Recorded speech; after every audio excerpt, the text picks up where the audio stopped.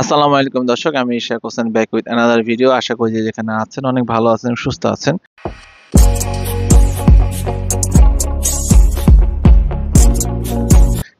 থাম্বনেইলে যেটা দেখলেন ছবি, যেটা দেখায় যে এই যে দেখতে পাচ্ছেন, এটা হলো ব্রাইন শিম। ব্রাইন শিম এগ এর ছোট রিফিল প্যাক। এটা জেনারেলি ক্যান আকারে থাকে। ক্যানটা পেঁচানোর জন্য আসলে নাম বোঝানো যাচ্ছে না। তো এই যে ব্রাইন শিম, আসলে মাছের যদি যতগুলো লাইভ ফুড বলি, daphnia, tubifex, microworm, brine shrimp, blood worm and many more. তো কমার্শিয়াল যে লাইভ ফুড গুলো আছে তার মধ্যে the best live food is brine shrimp egg, but it's bit expensive.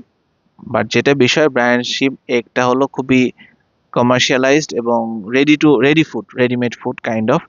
আপনি কালেক্ট করবেন, কেউ যদি আমার কাছ থেকে কালেক্ট করতে চান, এরকম রিপ্যাক আছে, কালেক্ট করতে পারেন।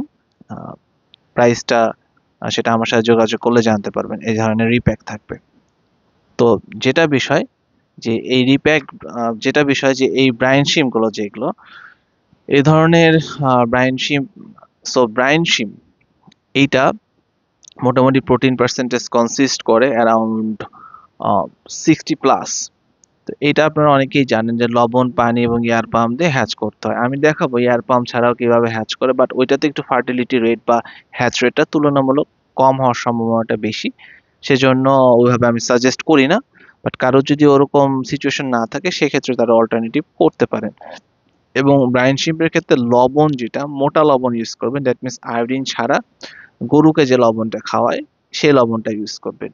কি পরিমাণ কি আমি জেনারেলি ইউজ করি, ধরেন যে এই যে বোতলগুলো দেখতে পাচ্ছেন না, এগুলোকে উল্টা উল্টা করে রেখে, এটা 1 লিটারের বোতল, এটাতে মোটামুটি 1.5 চা চামচ লবণ ইউজ করি। কাইন্ড অফ হবে হলো আপনার 1.5 চা চামচ হলে অ্যারাউন্ড 2 to 3 গ্রাম লবণ।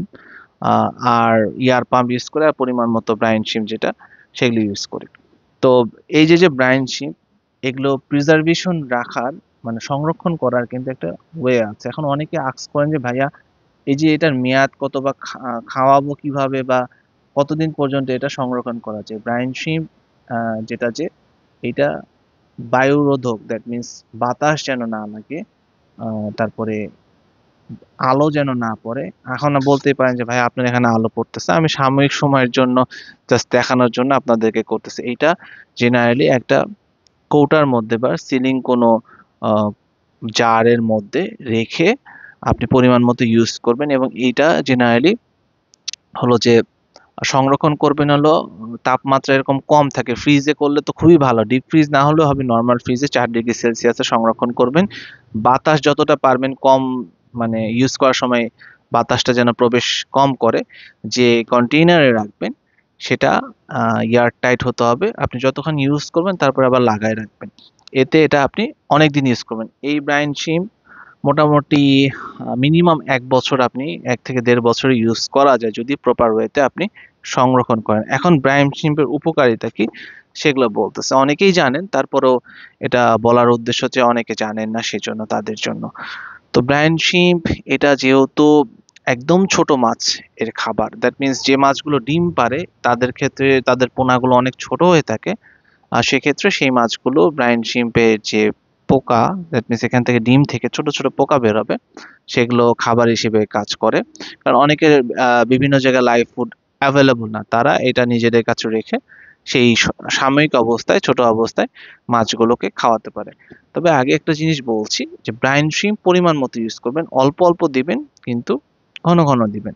কারণ একসাথে একটা ব্রাইন শিম যদি কোনো মাছের ট্যাঙ্কে খাওয়ার দেন, এরা যেহেতু লবণ পানিতে এরা বেঁচে অভ্যস্ত, এবং ব্রাইন শিম কোথা থেকে কালেক্ট করে, কিভাবে করে, এটা নিয়েও আমি একদিন আপনাদেরকে একটা কন্টেন্ট করব।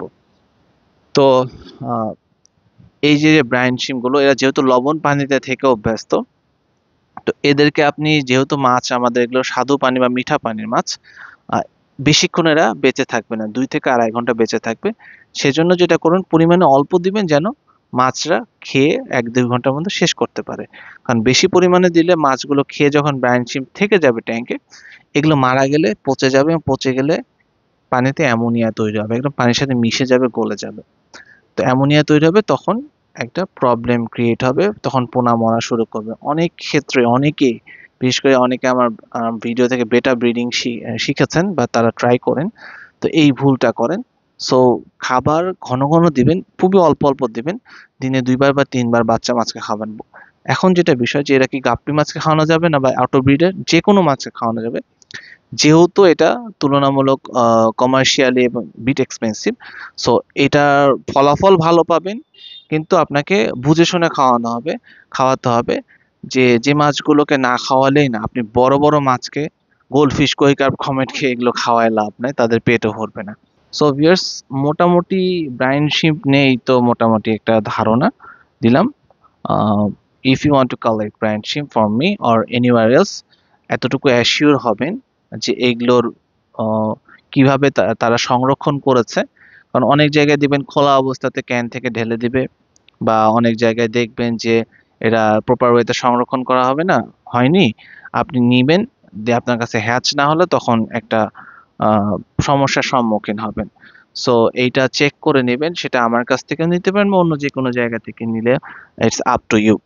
তো ভিউয়ার্স, আজকের ভিডিওটা এ পর্যন্ত। যদি ভিডিওটি ভালো লেগে থাকে, চ্যানেলটি সাবস্ক্রাইব করতে ভুলবেন না, নোটিফিকেশন বেল প্রেস করে আমার সাথেই থাকবেন, লাইক দিবেন, শেয়ার করবেন। আল্লাহ হাফেজ।